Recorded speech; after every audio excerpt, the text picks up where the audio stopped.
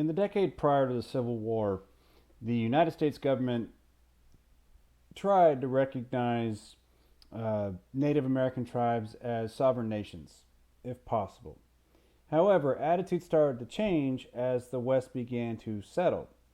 And in the post Civil War era, the United States began a policy of trying to contain Native Americans to certain and confined areas, oftentimes areas that were uh, less attractive to white settlement and white development.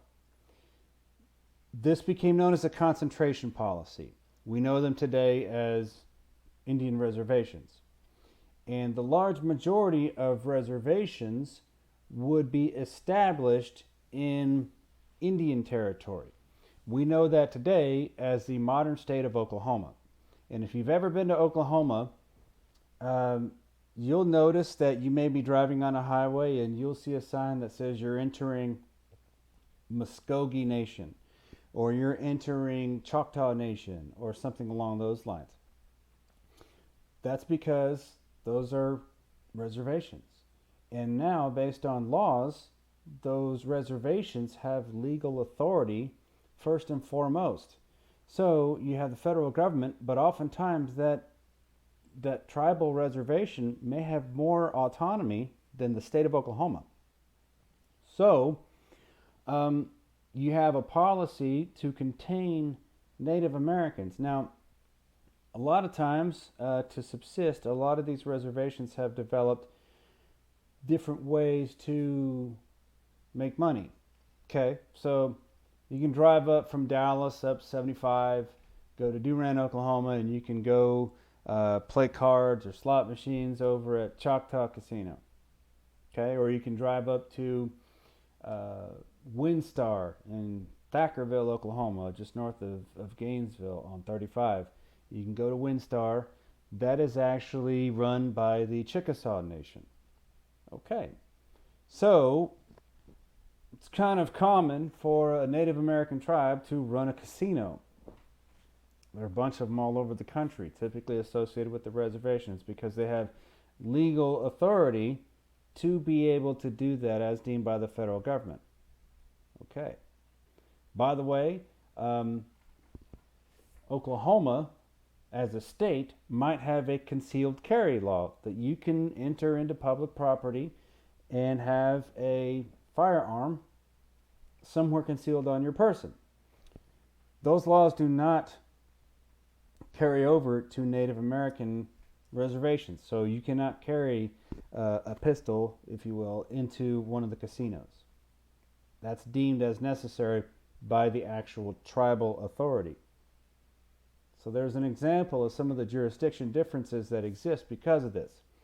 However, the concentration policy was done so as to define a reservation and to basically confirm with Native American tribes that they're going to be confined to certain areas. Oftentimes they were done and signed by treaty. Oftentimes the United States federal government would renege on those treaties, and the U.S. government has a history of doing that. Okay? So Native Americans have paid a substantial price because of distortions and otherwise that confine them to certain lifestyles so that the United States could settle the West. So that's something that affected Native Americans. They were confined to certain areas. All the while, as I had in a prior video, buffalo herds were decimated.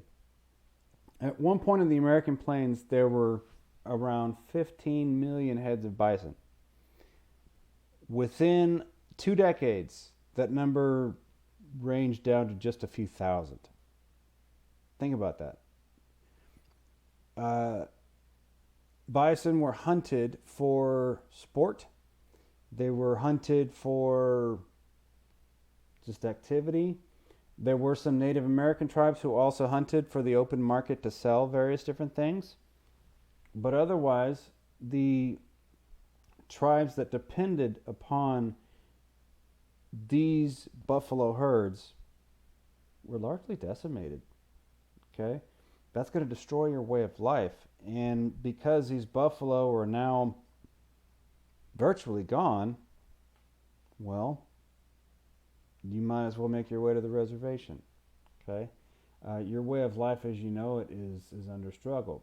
However, there were a number of Native American tribes who retaliated and resisted Western settlement.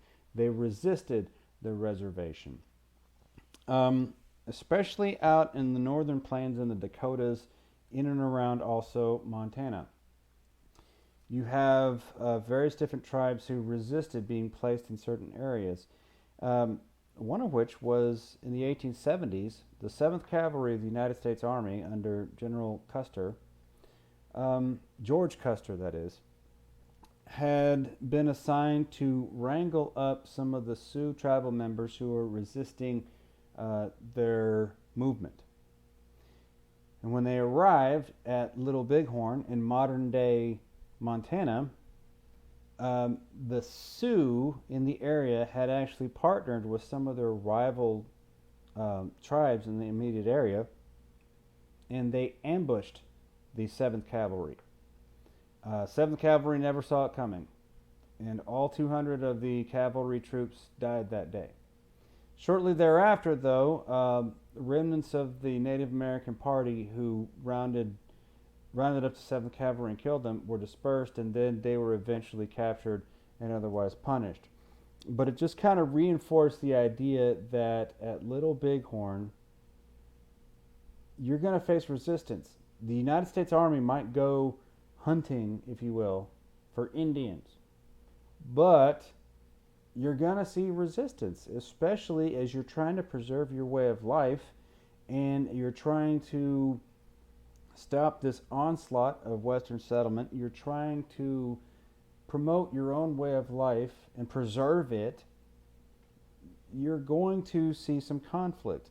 There were also other conflicts all throughout Texas, Colorado, various different places around the plains. The Wounded Knee Massacre, where you have the Sioux tribe basically capitulate to the United States government. You have the Sioux tribe engage the United States troops and lost because the United States government by that time had Gatling guns and all kinds of advanced weaponry that decimated Sioux warriors. From that point forward, the Sioux tribe would accept their fate.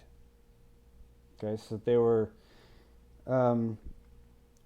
they were settled into South Dakota or elsewhere in the Dakotas, and they would be there permanently.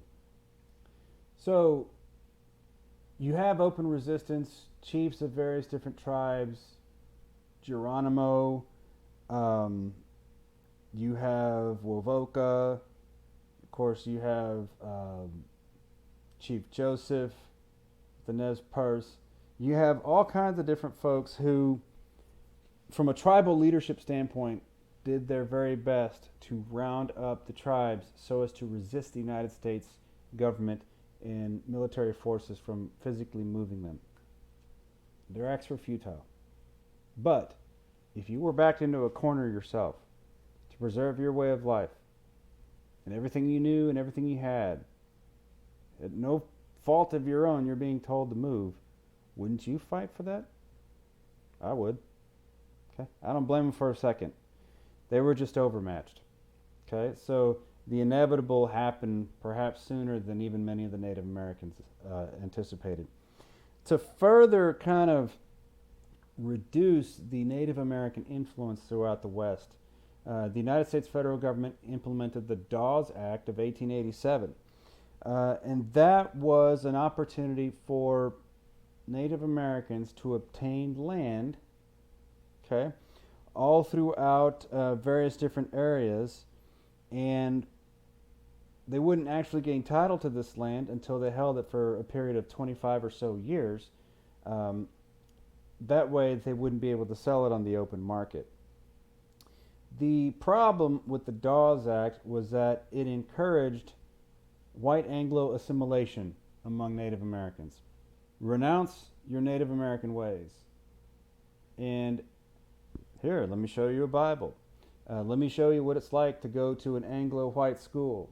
The Dawes Act was intended to provide heads of family or otherwise family members an opportunity to have land, but really it was more about abandonment of Native American society. Adopt white man's ways.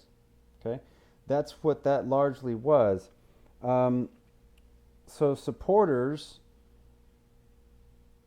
of the Dawes Act thought that they were doing and acting for the good of Native Americans. They thought, okay, we're actually trying to help them. Their race is vanishing.